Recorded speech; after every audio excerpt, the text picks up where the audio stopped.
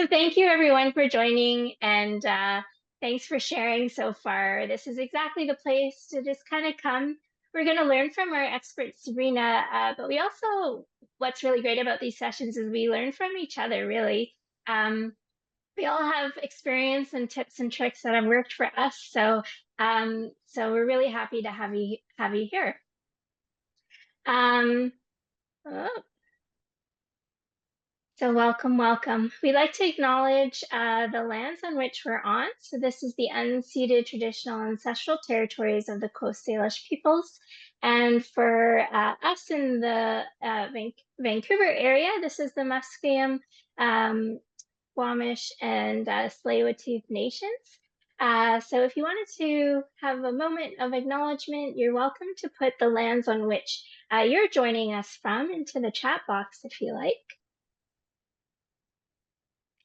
For our chat and choose for our newcomers, this is a safe space. So we come here sort of willingly with open hearts to learn and share.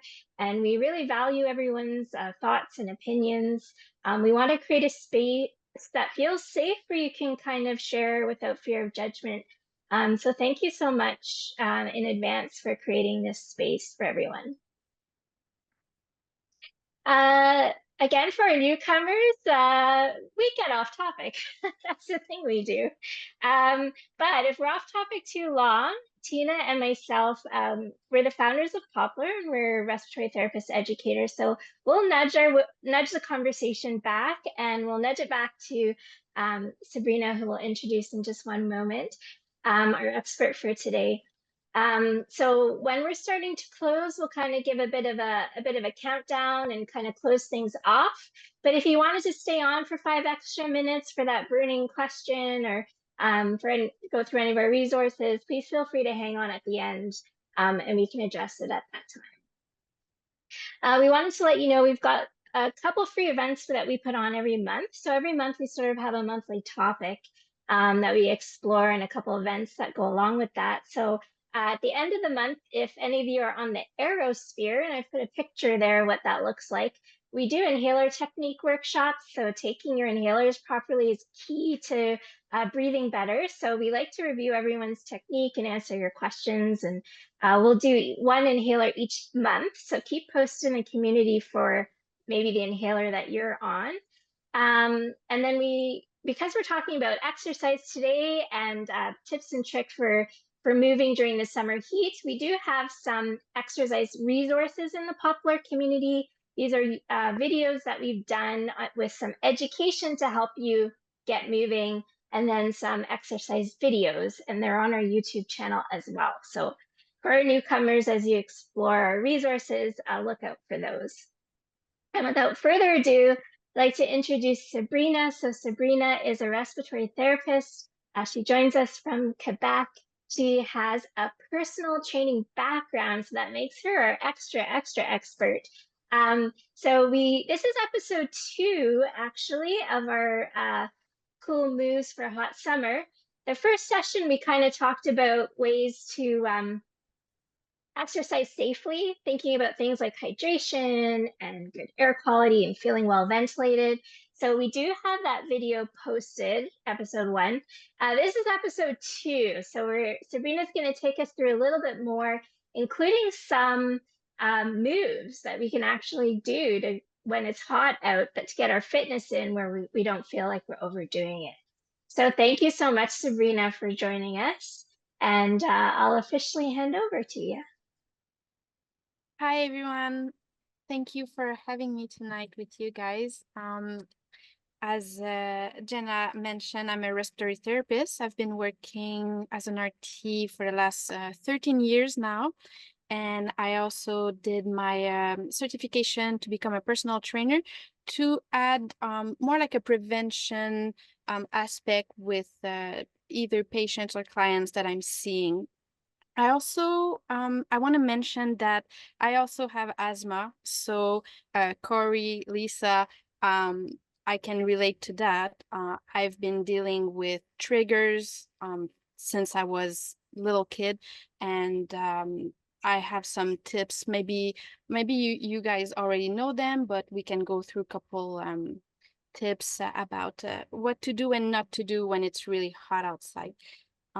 So I have a little slideshow that I would like to share with you guys, but once again, I always create a slideshow, but I never really follow it, so it's just more like a just to look at, and we're gonna just talk and make it super friendly.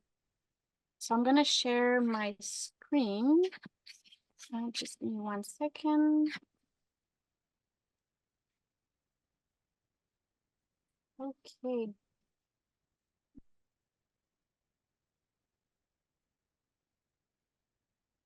So how does this look if I then share it like that? Yep, it's showing. We can see it if you wanted to. Yeah, perfect. Okay, great. Perfect. So now I don't see everybody anymore. Yeah. Yeah, that's the sad part. And I had notes also, but it's okay. I'll do it like that. So It's up to you. Okay. If you're okay like that. yeah, I think so. I think it's We'll let you know if anyone puts their hand up or is okay. asking for Thank you. attention. But Okay. you guys still can see me, or it's just We my can see screen? you. Okay. It's just you can't see us. Okay. So as mentioned by Jenna, this is part 2. I'm sure I'm gonna also repeat some tricks and tips that was said in part 1. And then I also want to know from the part 1, maybe we can start with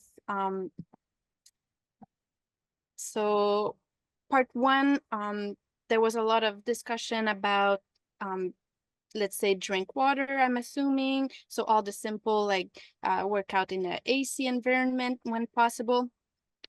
This time I want to talk more about building confidence. So tips and tricks to keep moving safely when it's hot out and building confidence. Because it can be overwhelming, it can be stressful, and then you just go in a pattern of, oh, I'm not gonna go work out today, it's too hot, and then the next day it's a bit the same pattern, and then you're running into that endless loop. So building confidence is a big aspect, especially if you're having breathing issues, even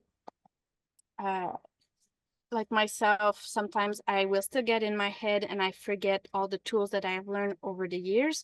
So sometimes just a friendly reminder that you're not the only one struggling. Oh, whoops, sorry, going too fast.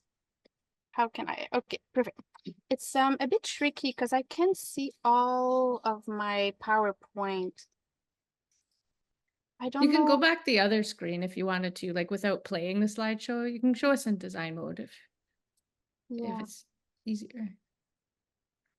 Okay, because I want to interact with you guys, but I feel like I'm just seeing my PowerPoint and it's kind of sad. So, Or you can stop sharing and then go back to it if you want.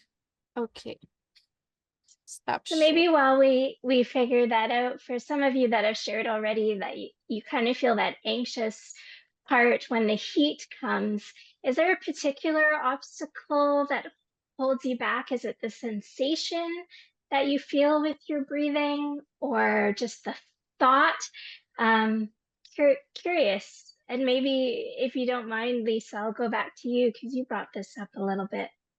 Yeah, that's Yeah. exactly the slide that I'm trying to present right now. Okay, I'm not super familiar with Zoom. I'm so sorry. I work with Teams more often than Zoom. So I think several experiences of feeling like on the verge of panic attacks when I am trying to catch my breath in a hot and sweaty situation has made me sort of dread going out. So then the barrier is up here more than anywhere else. But I mean, the experience is real when it happens. And I've learned all these different breathing techniques, like through the nose instead of the mouth, and I slow everything down and trying to get my head low.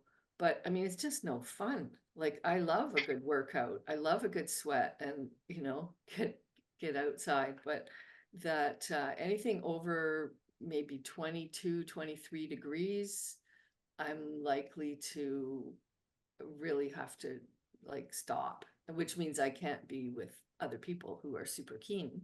So it's kind of a lonely Right. experience, I would say. It's quite a lonely experience. That's a really good point, Lisa, too. If you're trying to, let's say, keep up with your usual group. Yeah. Yeah. Does it onset quite suddenly when it's happened? I don't know what sudden means in this context. I mean, within a few minutes of an exertion. Yeah. Yeah, I guess that's Yeah. sudden. Yeah. Yeah. So, when you're thinking about it happening, it could happen fairly quickly and not give you a lot of time to make any changes. Mhm. Yeah. I mean, I can self-rescue to some extent, but the self-rescue could mean go home. You know? Right. Uh, Call it a day. Yeah. I think Lisa brings up a really good point in that the breathing symptoms, particularly breathlessness, with the past experience, any kind of past experience, we're constantly building these neural pathways in our brain. And, that memory, that feeling, that sensation that connects right to our lungs is like you said, Lisa, it's a real thing. You're not imagining it. So that kind of pre-triggers you before you even start the exercise to some degree, or it kind of like increases that threshold a little bit. And so that's a real thing. And that's something we work on in pulmonary rehab to overcome those neural pathways we have with breathlessness. So it's actually one of the treatments is to exercise, because that's where we practice retraining those neural pathways. And so Sabrina was just about to get into the confidence building, which is a huge part of it. So Yes. yeah. So we talked about, Lisa brought up fear, which is part of the circle that I don't know if you guys can see it now, but it's like things that will decrease your confidence towards working out. There's going to be fear. Roadblocks are also, it's more like, what do you have the proper gear? And then our uncertainties is that you don't know the pollen level outside, you don't know if there's lots of smoke, you're uncertain about your treatment plan if you do have an exacerbation. Like, it's just more towards not knowing something and compared to a fear that you experienced before an event, and now it's kind of a scar event. So I'm wondering, Lisa, do you give yourself some time to warm up with your group before you actually go and exercise? Do you give yourself time to warm up at your own pace, or you just get together at the same time and then start? Because that's something you could either talk with them that you maybe need a bit more time to warm up, because exercise on its own is a trigger for when you have asthma, or to be if you have another condition like COPD. Or so, is that something you do? Probably not as much as I could. I mean, while I'm still indoors, I'll sort of engage the large muscle groups and start doing little isometrics and stuff to remind them that they've got work to do.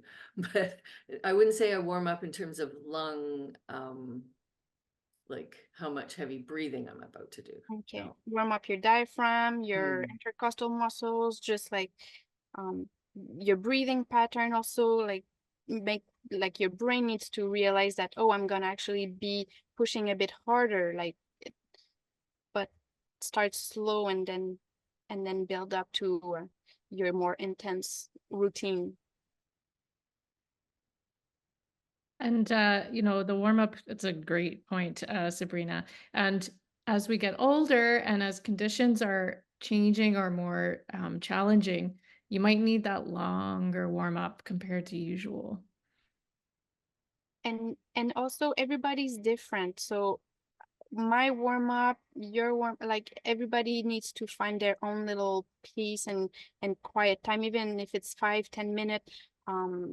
I like to start my classes with just everybody's just doing a bit their own thing, and you get to know your body. So it's good to have that space before a session, I find. especially if you go outside with friends, and it's often like everybody gets together and then boom, you start. And then you chat a lot too. So that's another trigger. Just the talking part makes it more difficult.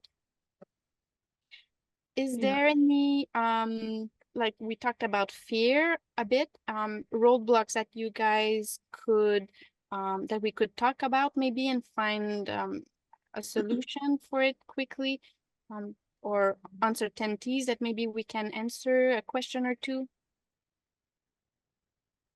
So I have a quite a bit different experience. So like when I'm exercising, I feel fine. Well, I have like a bit of a cough, and I might need to take my rescue inhaler, but like to try and like quell the cough. But it seems like after a time, it'll actually build up. So it could be maybe I go for a bike ride on Saturday, and then by Wednesday, I'm like my asthma, like I have an asthma episode where I can't breathe and I have to like take my rescue inhaler and possibly potentially go to the hospital if it gets really bad, right? So it's like it's an after effect of the exercise rather than being in the exercise itself. And so I think the fear there is like if I push myself too much when I'm exercising, then it could have downstream impacts for me later on. Do you have a post-workout routine where you're gonna, for example, for myself, I know, depending on the weather, if I go for a run and it's getting colder, and when I say cold, it's just like 10 degrees and less, I'm gonna feel like I get irritated more easily. But after my run, I know I need to go take a long shower with the hot steam. So that's my post-workout routine. I don't know if that's something you could think of, and try to implement maybe on a more like daily routine. Yeah.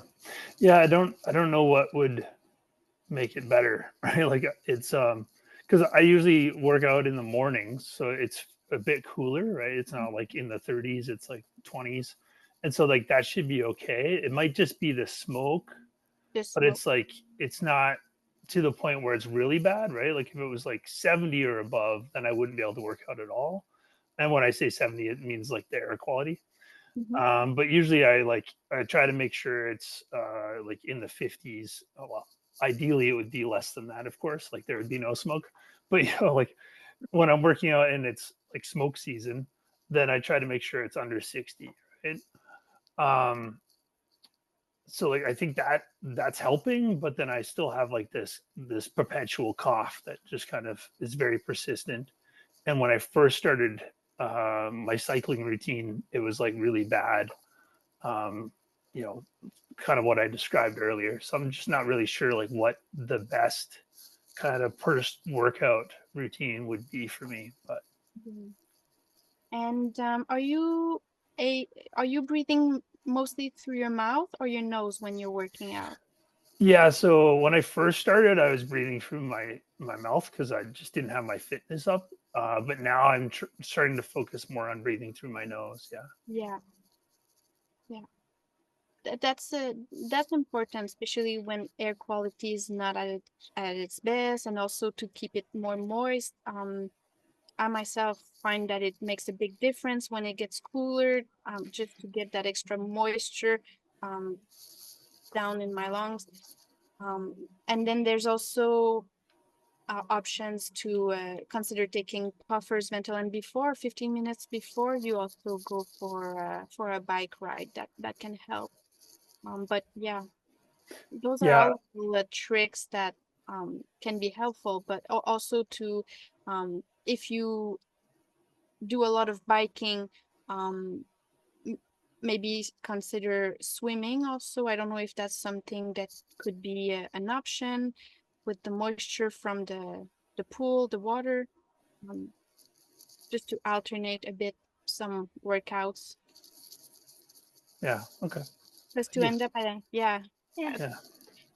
You So want to add something? Corey, for asthma, for those of you with asthma, good asthma control means that you should be able to do your exercises, your activities eventually without getting triggered. So it's a super tricky one this time of year. And Corey, I hear you because you've got a couple triggers you mentioned. So it can be hard to know is did it sounds like the underlying asthma, there's room for it to improve or kind of gain a little better control. So that's like one level. And then Sabrina's added some other things to think about, like taking your rescue inhaler before and potentially after. And then you've also mentioned, the air quality, which is so sneaky because you're absolutely right. It is about finding the level where you get triggered at, and it might not be something that's obvious. You might not be smelling the smoke or seeing the smoke, but it's at a level you're just more sensitive. So even a lower level, could be a level that triggers you. And then there's the pollen aspect of things too. And Sabrina has sort of mentioned like a post routine, which is a really good idea, just like a physical shower, like just physically washing pollens off of you. Maybe it's a nasal rinse, rinsing allergens, pollen out of the nose to kind of help you in that post period, because that happens a lot in asthma where you might get through your routine, but you're triggered after the fact. So it's a lot of trial and error with those things. And I'm curious, just before we move on from this particular point, you're in rescue inhaler. Do you know if it has an anti-inflammatory in it? Is it the one that's got like a bronchodilator in it and an anti-inflammatory in it, I like a think it's just Symbicort? it's the salbutamol. Okay. Yeah, that's my rescue inhaler. So yeah, because at the end of the day, we want you to be able to do your activities and not feel like you're triggered so much with your cycling that you feel like you have to go to emergency after. And a lot has changed with asthma treatment, and there's a real focus on the anti-inflammatory part of a rescue puffer. So maybe it's worth talking to your doctor about something like a common one is Symbicort as an example. It has a bronchodilator, so it has a salbutamol type medication in it, as well as the anti-inflammatory, because that's the piece that you might need post-exercise. Okay. Yeah, I do take Advair regularly as well. Okay. As like my maintenance medication, but would the anti-inflammatory be on top of that then? Yeah, and Yeah. so Advair unfortunately doesn't have the quick acting to it. So Yeah. it might involve a whole kind of regimen change for you, which might or might not work for you. So feel free to hang on after class. We could talk more or to talk to your doctor about it. Okay. Yeah. Thank you. Do you mind if I add one more thing, Sabrina? Sorry, before we move on to just when we're talking about the air particulate matter and the pollen that's in the air. And if those things are going to trigger you in the moment, then that is one thing. But also sort of our lungs are exposed to this stuff, even if you're not exercising, right? If you're just out and about or even in your house, depending on the filters that you have set up inside. And I think we did touch on that in the part 1 of this series. So, making sure you've got those HEPA filters on your furnaces or heat pumps or fans in the room that have a filter on it. But one thing that we know about exposure to pollutants is that it matters how long you're exposed to over time, right? So like in a day or in a week, how long you breathe that in. And because what I'm talking about is wearing a mask. And we know that nobody wants to wear a mask, especially during exercise, because it can make it more challenging to breathe, especially when shortness of breath is already an issue. But when we do look at exposure over time, maybe you wear that mask at other times to increase your protection overall and decrease your exposure overall. And then during exercise, you do what you need to do to protect yourself or be safe during exercise. But it might be okay to take the mask off during some exercise to ease your breathing and wear it before and after exercise instead, so that the time is still covered. Something to consider.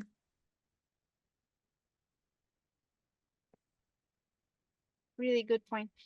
I wanted to add maybe some just food for thought. I think that's how you say it in English. Um, So, Corey, you mentioned that it's after a couple days of cycling. I'm just wondering, does this happen also during winter? Like, do you cycle at a gym during winter time in a more controlled environment where you don't have those symptoms? Or is it really triggered by outside air quality? Yeah, so during the winter, I actually snowboard, and I don't have symptoms in the winter. Like wintertime, I'm usually pretty good. And then, yeah, and I will go cycling outside as well because I live in the Okanagan Valley. We don't get a lot of snow. And again, like it's not that bad for me because like the smoke is gone. There's no pollen. Okay. Um, yeah, in the springtime, I know we've mentioned pollen, and we don't need to get into it, but I can't do anything in the springtime because of the pollen. So it's like I just stay home, and if I need to go outside, I wear an N95, right? And that's just to walk around, right? So it can be really bad. But yeah, like spring is like the worst time, and then the summer, like I had mentioned before. Okay.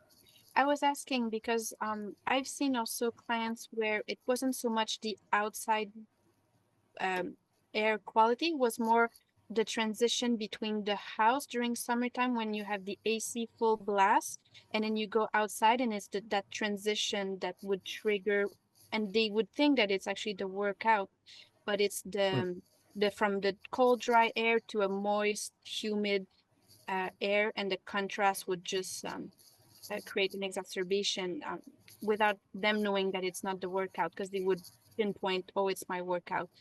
But just something to consider and think about. If like, Yeah. yeah, for Well, myself, yeah, I can do AC. It's yeah, sad. I my partners, my partner don't like that, but yeah, it's no AC allowed in the house. yeah. Yeah, and since you do mention like the cold air, like I keep my mouth, like my face covered when I'm outside in the winter, because that just helps, right, with that cold air. And when I'm snowboarding, I have my face covered the whole time as well. Yeah, like with a buff or a scarf or something. Yeah, Yeah, yeah, no, that's really good. yeah. But yeah, it's too bad about the AC though. Could be worse. Yeah. So okay. So yeah, that was a good discussion. We already talked about a lot of little tricks and tips. Um, did you guys want to add anything before I change the slide, Tina and Jenna? No, go for it. Okay, so things to consider. We already talked a bit about maybe uh like the buff to consider during winter time when it's a bit more when it's colder, but also maybe changing your workout if during the spring when the pollen is at its max, instead of going for a run, you can still go outside and enjoy the daylight, but instead go for a walk and maybe find a route that would have a slight incline instead of pushing yourself to the maximum for um, half an hour. Maybe go for a walk, but a bit longer, 45 minutes, an hour, and have, like I mentioned, a slight uphills. Also, instead of hard trainings every day, introduce balance training, which is really, really important and overlooked. I find often those small little muscles in your foot, your legs, all your core. It's super, super important to keep them active and not only rely on those big muscles that we tend to just talk about. Oh, I want to work out the glutes or my triceps, or but no, there's a bunch of little muscles there that needs to be taken care of too. Lots of stretching also. When it's really, really hot outside, we don't have as much energy to start with. We feel already a bit like just, sticky and more lazy sometimes. So just stretch, sit down um, on the floor or a chair, even couch, or when you wake up in the morning, you can do a little stretching session on the side of your bed. Those are all good moments. And then do a little session of diaphragmatic breathing or pursed lip breathing to stress those intercostal muscles and move your diaphragm and keep it active. I would also do diaphragmatic breathing before I would start a more intense workout, just to warm my body and get my mind into it also. So that's something that I like to do. And then after, we talked about having a routine post-workout. Meditation could be a good one, just to go back to a more normal breathing pattern, and then maybe have a cold shower after, just to, like Tina said, wash all the pollens and clean your sinuses. But those are all little tricks and tips to consider when it's super hot, or the air quality is not great, or let's say you're not feeling at your best, you're anxious, or there's lots you still can do, and it doesn't need to be for an hour. Just diaphragmatic breathing. If I do a session, it's 7-10 minutes. It doesn't take that much time. And then balance training, they say to do 10 minutes. They would recommend twice a day, and then it's 4 days a week. So it's not every day. When you do pick a day, they recommend twice a day, and minimum of 10 minutes will make a difference. So it can be just to play with lifting one foot a bit off the ground, 1 or 2 inch, and then that can be done in front of the TV. It can be done while you're cooking. If you're reading your emails instead of sitting, you can do a lot of little balance techniques like that. Do you guys have any questions, or maybe Tina or Jenna have more to add to consider that I haven't, because I know there's a lot that we can talk about, but something quickly that would come up to your mind? Or Yeah, there's I think it's kind of human nature that if we have a routine and we can't do it, it's kind of this all or nothing. But I think your considerations here, Sabrina, are giving us another avenue that it can be something like some movement is always going to be better for your breathing, no matter what it is. And these are some really good options. Does anyone in our group here do balance training? We like balance a lot in respiratory, especially in our group fitness classes. It's a really good core workout, a really good strengthener. And then as we get a little bit older, our balance can change for various reasons, and then we can kind of get into being a fall risk, which can really change your life if you've had a fall. So balance is, I think Sabrina's right. It gets overlooked a lot, but it's definitely something we could focus on in the summer months heat when our routine kind of switches up a little bit. So does anyone have a balance routine that they do already? Willing to share?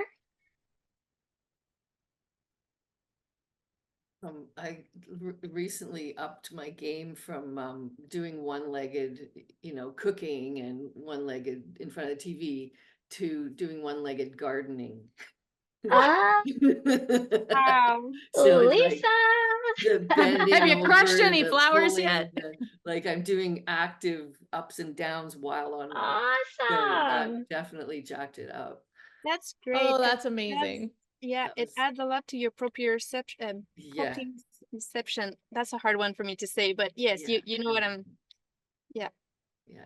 Wow, I love that. And I have a thing like a table, a wobble board that Yeah, I am trying to challenge myself on the wobble board as well. those are tough. It's fun, yeah. And Yeah, it's all fun. indoors, which is the best part. Yeah. That a board Wow. with a Amazing. ball underneath it? Hmm? Is that a board that has a ball underneath it? Yeah, and you can change the height of the ball to add more challenge, but yeah, it's pretty cool. And it'll wreck your floor if you don't put something underneath it, depending on what the floor is. So at home, yeah, you need quite a bit of gear to protect your floor. Cool. That's awesome. These options that Sabrina has here too are really good for those times when you might be in a flare-up, or if your breathing symptoms are quite severe. These are good starting places, either to help you get back to kind of where you were, or if things have really changed for you with your breathing, instead of focusing, to ease yourself kind of into things, to keep your function up. The breathing exercises Sabrina's listed here, and the stretch and the balance, those are good places to start if you're kind of finding yourself needing to gradually kind of build up your routine. Yeah, I really Um, like this too. And it's, I think there's a sense of perspective here too, and I really commend all of you for like wanting to work out and do all these good things, because it does matter. It makes such a difference. And really what the important thing is, like, overall and over time, right? So if you miss one workout one day, that's not going to change anything. It's how you do it, sort of every day or every week. And so if there is a time where there's high smoke or high heat or something where your original plan isn't going to work, going to one of these things, I love this, walking, balance training, stretching, meditation, kind of yoga stuff. We all know, oh, I should probably do more stretching. I should probably do more of this and that. And then we just don't make time because we got to do the one thing. But this is the opportunity, right? And then you choose to fit it in on those days where you still, you're still able to do something, rather than saying like, oh, I can't do my big workout today. I'm not going to do anything. So thanks, Sabrina. This is great. Yeah. You're welcome. Yeah.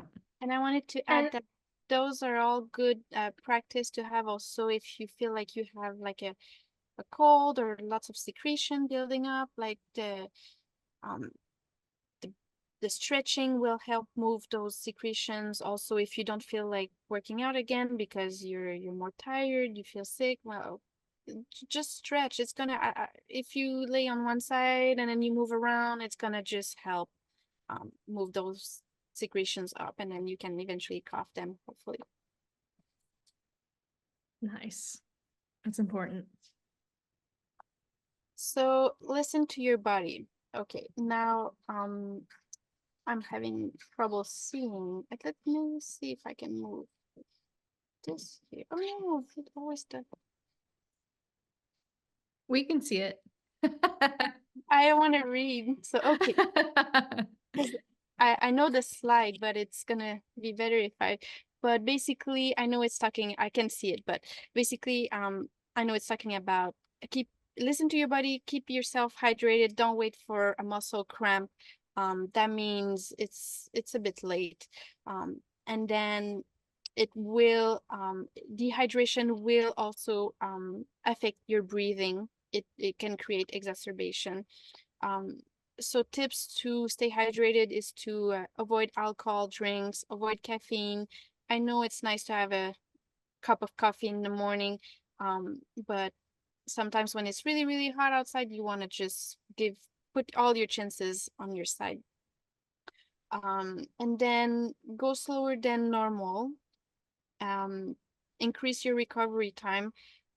You don't have to work out every single day. Like, we're allowed a cheat day.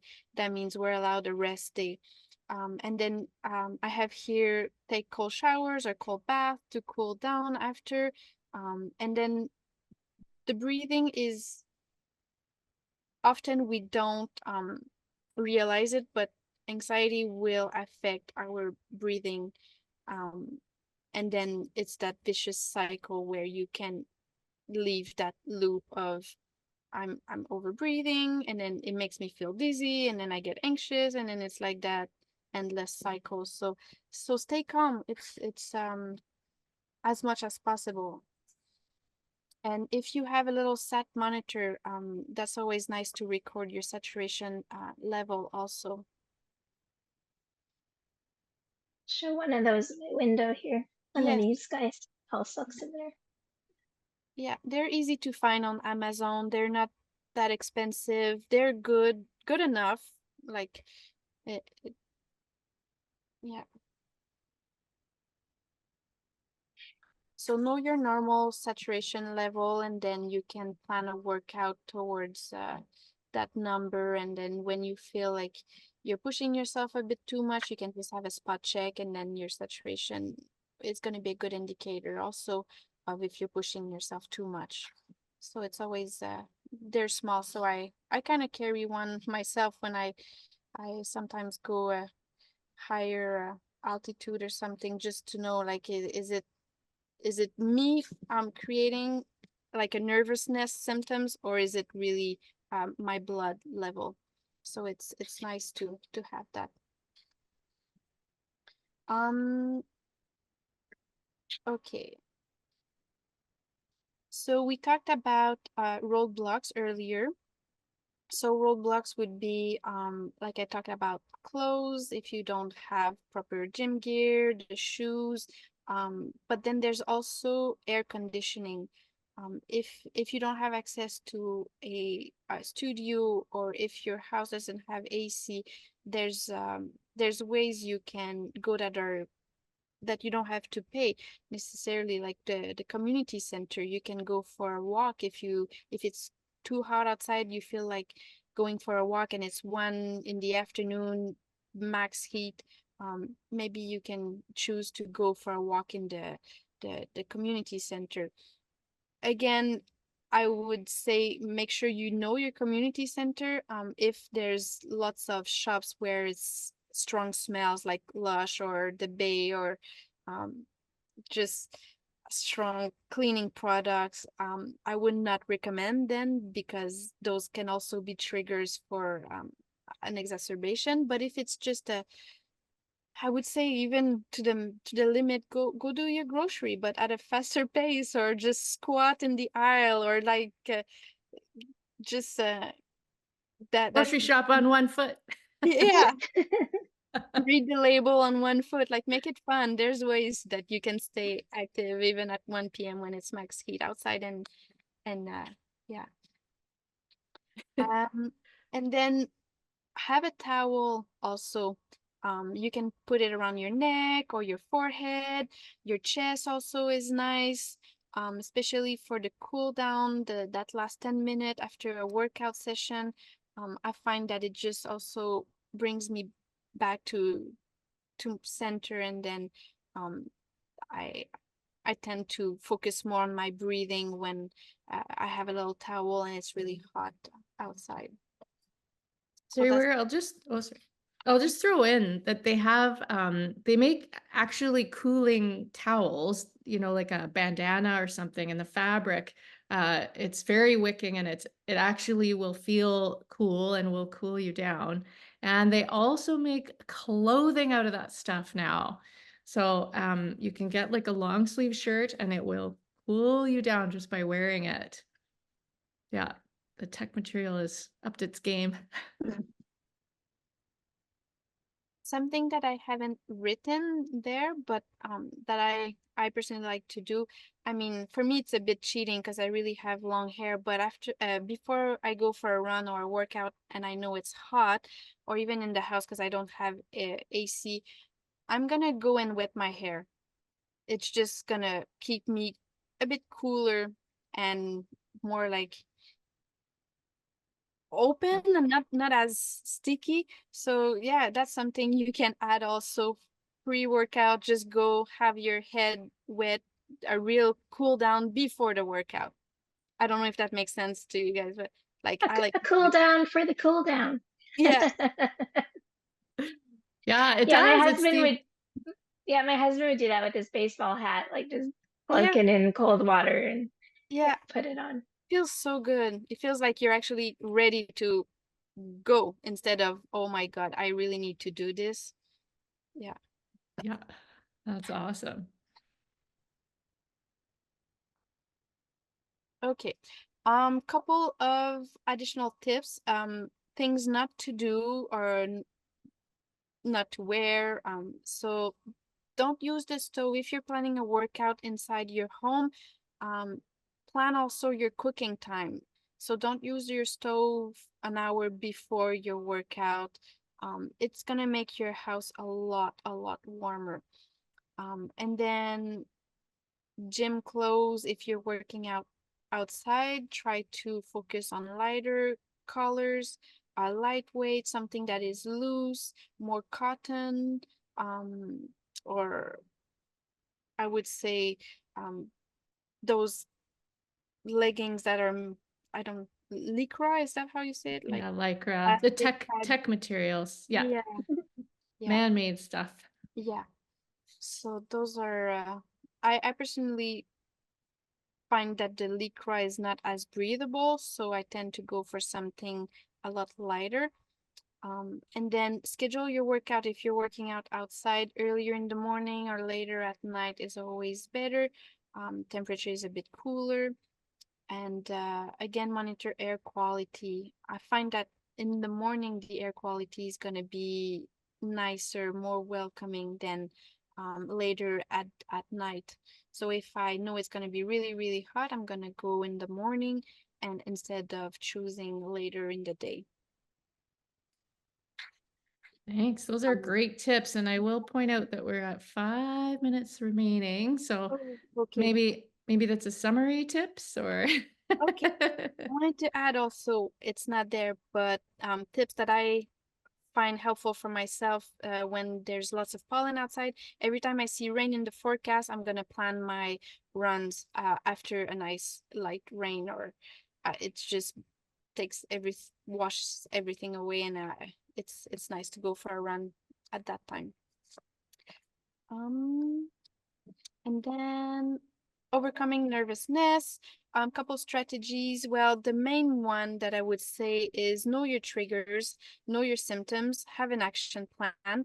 And if you don't have an action plan, we're there to help you guys make one, build one, and have a buddy. If you go for a workout outside or even out inside, if you're alone and you're like, okay, I feel like I'm gonna push myself a bit more today, or the opposite, I don't feel so good but I still want to do something, maybe call a family member or a neighbor so they know that you're going to be working out for 30 minutes and they can check on you.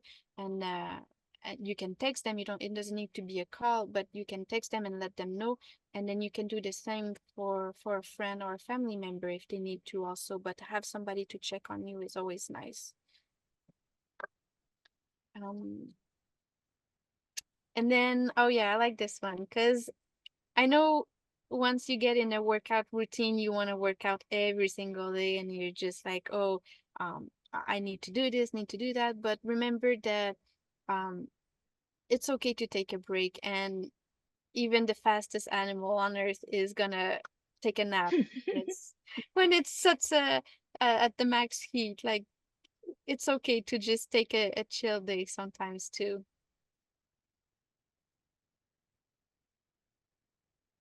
And then that was it.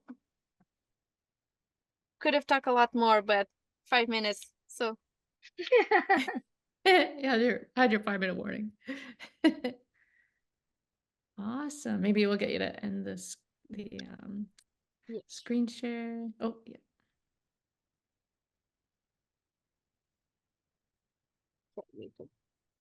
Awesome. Thank you so much, Sabrina. That was amazing. We have 2 minutes if anyone has some final questions, and then we'll end it off here. Corey, we will get you to stay after though. And actually, Joseph, if you wanted to stay too, we got some stuff for you too.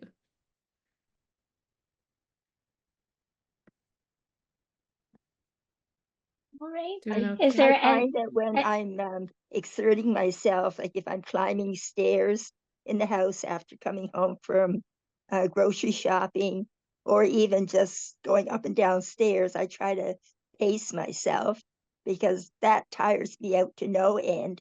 And if when I get coughing spells, that's usually for me an indicator that my oxygen is low. So I don't really need the oximeter unless I want to check the exact amount.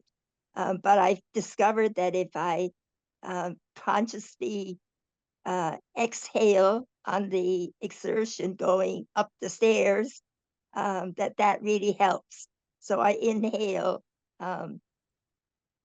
Yeah, I take an inhalation, and then as I make the climb, then I exhale. It was hard to learn in the beginning, but I find that really helps me.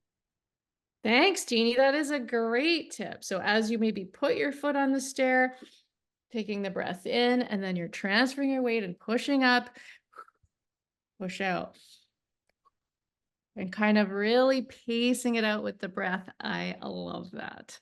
Yeah, I guess also maybe I'm not sure if I do personate breathing on that exhalation, but I Yeah. just find that I do exhale on the exertion, and that sort of helps me, you know, regain some of my energy or conserve some energy.